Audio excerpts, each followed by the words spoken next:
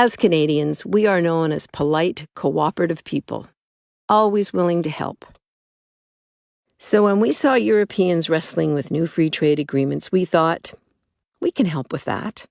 We know all about trade because of NAFTA, the North American Free Trade Agreement. NAFTA was signed 22 years ago.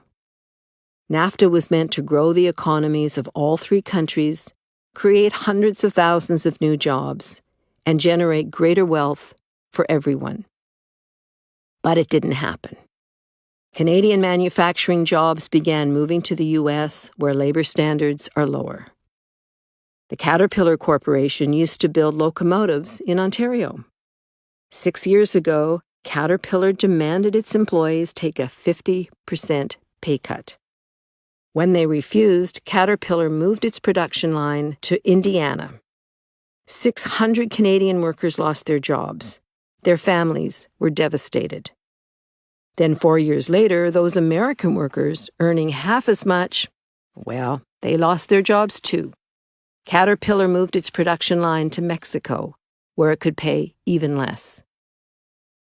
In the past 6 years alone, Canada has lost 350,000 manufacturing jobs. Incomes have stagnated. Family debt is at historic levels. NAFTA is not the only reason, but it's a big one. So-called free trade deals do more than just lower wages. They lower standards for food safety, health, and the environment. It's what trade agreements like CETA and TTIP call harmonization. Harmonization usually means reducing regulatory standards to the lowest common denominator. And that's not all. NAFTA gave corporations special rights that are in CETA and TTIP too. Let's say a government puts in a new government regulation. Under NAFTA, if a foreign corporation feels it will hurt its future profits, they can sue. Unlike everyone else, corporations don't have to go through the normal legal system. They get their own VIP system. They can ask special investor-state dispute settlement panels, ISDS for short, to arbitrate. The panel arbitrators are paid thousands of euros a day.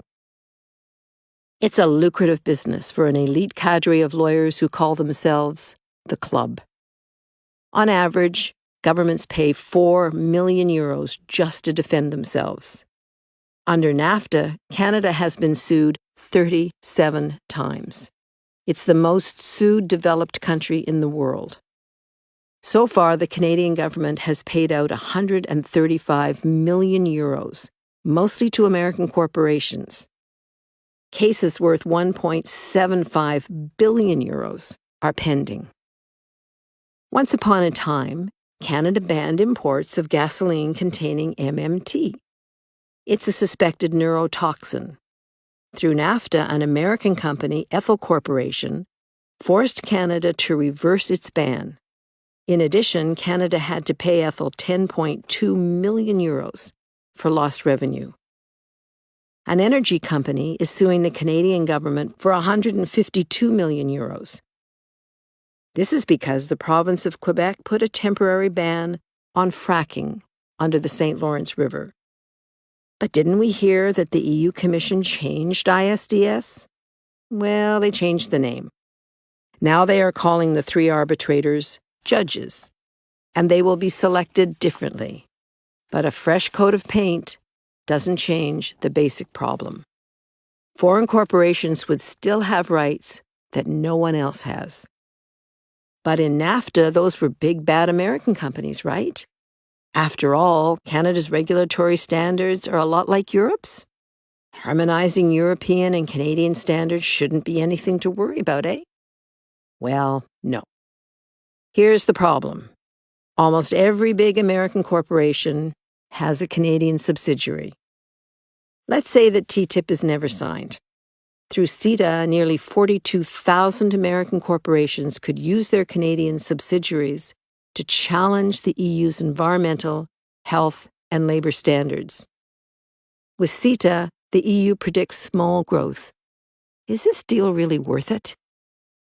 These trade deals put our democracies at stake. On both sides of the Atlantic, we are uniting to defeat these deals. We can stop CETA, and we need to do it now. Join us.